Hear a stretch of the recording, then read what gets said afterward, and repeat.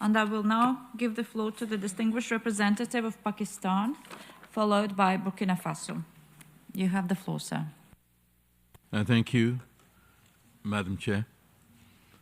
First of all, let me congratulate you on your election as Chair of the Special Political Committee, as well as other members of the Bureau. Pakistan fully supports you and successfully guiding the work of this committee. I would also like to take this opportunity to express our appreciation to your predecessor, Ambassador Mathu Joini of South Africa, for her skillful handling of the committee's work during the last session. Pakistan appreciates the important contribution and efforts which the Special Committee continues to make to accomplish the unfinished agenda of decolonization according to the Charter and relevant resolutions of the United Nations. Since its independence, Pakistan has actively participated in and promoted the decolonization process. In accordance with the principle of self-determination enshrined in the UN Charter, in Common Article 2 of the International Covenants on Political and Economic Rights, and in Resolution 1514, the Declaration on Decolonization. Pakistan welcomes the recommendation of the Special Committee contained in its report A/79/23, requesting the Secretary General to explore innovative ways of using his good offices to advance the decolonization agenda.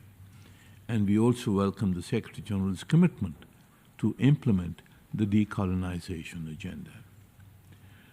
Madam Chair, Pakistan supports the call on the administering powers to take all necessary steps for full and effective implementation of the Declaration on the Granting of Independence to Colonial Countries and Peoples and the relevant UN resolutions. In that regard, we recall the responsibility of the administering powers to create conditions in the territories that would enable their peoples to exercise freely and without interference their inalienable right to self-determination. Madam Chair, 64 years ago, the General Assembly adopted the Declaration on Friendly Relations among States. This declaration stated that the subjection of people to alien subjugation, domination, and exploitation constitutes a denial of fundamental rights, is contrary to the Charter of the United Nations, and is an impediment to the promotion of world peace and cooperation. The validity of that declaration and the threat to international peace and security which flows from the denial of the right of self-determination is self-evident from the examples of colonialism, illegal occupation, and alien subjugation of peoples which we see around the world today. Since 1946, 80 former colonies have gained independence. However, there are peoples who are still denied the right to self-determination.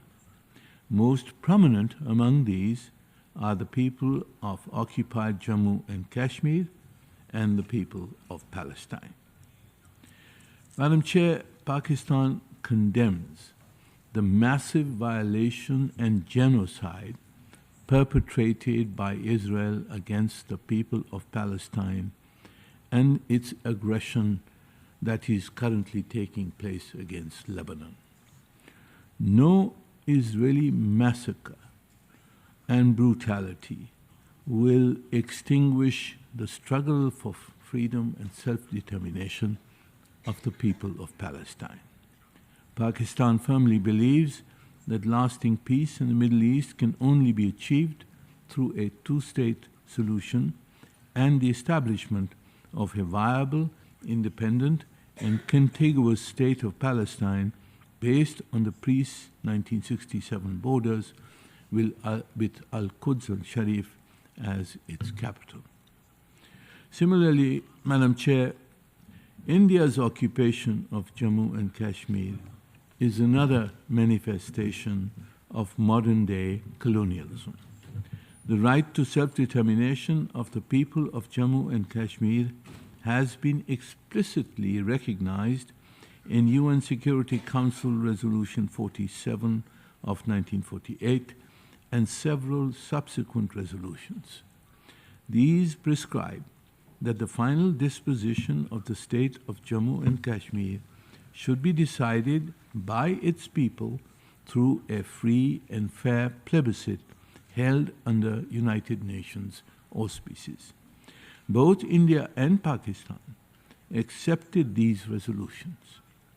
Under Article 25 of the UN Charter, both parties are obliged to implement these resolutions. For more than 78 years, through force and fraud, India has frustrated the implementation of these resolutions. Since 1989, India's brutal repression in occupied Jammu and Kashmir has killed over 100,000 Kashmiris. Since 5 August 2019, India has taken unilateral and illegal steps to annex occupied Jammu and Kashmir in what its extremist leaders have ominously termed as, and I quote, a final solution, unquote. Security Council Resolution 122 of 1957 provides that unilateral measures, and I quote, to determine the future shape and affiliation of the entire state of Jammu and Kashmir or any part thereof would not constitute a disposition of the state, unquote. Therefore, all unilateral actions taken by India on and after 5 August 2019 are not only illegal, but ipso facto null and void. It is quite evident, Madam Chair, that the people of occupied Jammu and Kashmir have rejected India's unilateral measures, and that is why it continues to maintain 900,000 troops in occupied Jammu and Kashmir.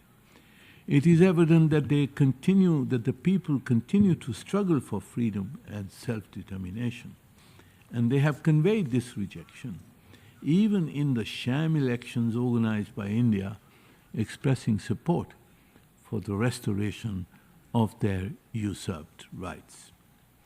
Madam Chair, to achieve durable peace in South Asia, the resolution of the Jammu and Kashmir dispute is essential. The onus is on India to create conditions for a dialogue to resolve the Jammu and Kashmir dispute. To this end, India must stop its human rights violations in occupied Jammu and Kashmir. It must halt and reverse the process of demographic change which it is instituting there, and it must rescind the illegal and unilateral measures imposed on and after 5 August 2019. Madam Chair, the United Nations and all its member states are bound by the Charter to promote a peaceful settlement of the Jammu and Kashmir dispute in accordance with UN Security Council resolutions and the wishes of the Kashmiri people. Pakistan will continue to promote this objective through all possible modalities provided under the UN Charter, including Articles 33, 34, and 99 of the Charter. I thank you, Madam Chair. I thank the distinguished representative of Pakistan for his statement, and I will now give the floor